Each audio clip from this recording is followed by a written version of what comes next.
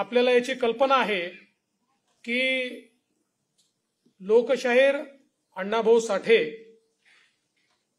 यांचा रशियामध्ये पुतळा ज्यावेळेस लावण्यात आला आणि त्याच्या उद्घाटनाला मी गेलो होतो, त्यावेळी अण्णाभाऊ साठेंबद्दल रशियातल्या लोकांना, तिथल्या साहित्यिकांना, तिथल्या प्राध्यापकांना, तिथल्या अभ्यासकांना जो जिव्हाळा मला पाहायला मिळाला, खरोखर माझं ऊर भरून आलं की सामान्य 4 वर्ग शिकलेला व्यक्ती पण ज्याने आपल्या विचाराने आणि आपल्या कर्तृत्वाने आपलं व्यक्तिमत्व वैश्विक करून दाखवलं आणि थेट रशियामध्ये आजही लोकशाहीर अण्णाभाऊ साठेंची आठवण काढतात.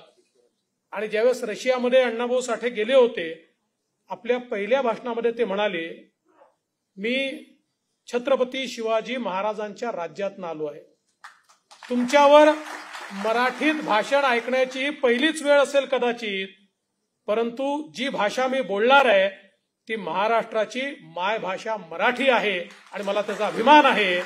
अशा प्रकारची सुरुवात ही लोकशाहीर अण्णाभाऊ साठेंनी त्या ठिकाणी केली.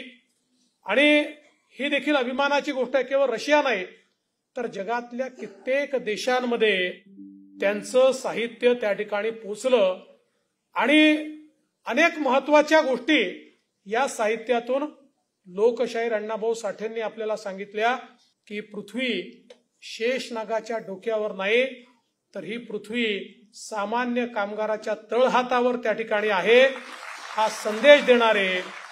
आणि मला लढा मान्य आहे पण रडगाणं मान्य नाही हे सांगणारे अण्णाभाऊ साठे.